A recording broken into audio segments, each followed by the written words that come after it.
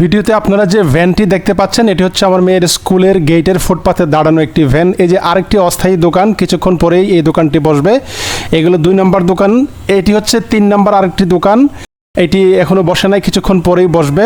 তারপরে আমরা একে একে আরও এখানে 4টি অস্থায়ী দোকান দেখতে পাবো, যেগুলো প্রতিদিন সকালে স্কুলে যাওয়ার পথে ফুটপাতে দাঁড়ানো থাকে। একটু পরে এই দোকানগুলো বসবে।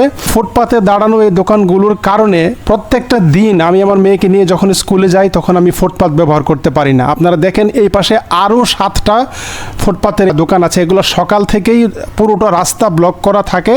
এই জন্য আমরা যখন স্কুলে যাই তখন আমরা এই ফুটপাতগুলো ব্যবহার করতে পারি না। আমরা আমাদের ছেলে মেয়েদেরকে নিয়ে জীবনের ঝুঁকি নিয়ে মেইন রোড ব্যবহার করে আমরা স্কুলে যাই, এবং একইভাবে আবার যখন স্কুল থেকে বাসায় ফিরি তখন আমরা এই ফুটপাতগুলো ব্যবহার করতে পারি না এই দখলদারদের কারণে। সো আমি সংশ্লিষ্ট কর্তৃপক্ষের কাছে আবেদন রাখব যে ঢাকা সহ বাংলাদেশের সব স্কুল সংলগ্ন ফুটপাতগুলোকে ইমিডিয়েটলি দখলমুক্ত করা হোক। এগুলো বাচ্চাদের স্কুলে যাতায়াতের জন্য এবং স্কুল থেকে ফেরার জন্য নিরাপদ করে দেয়া হোক।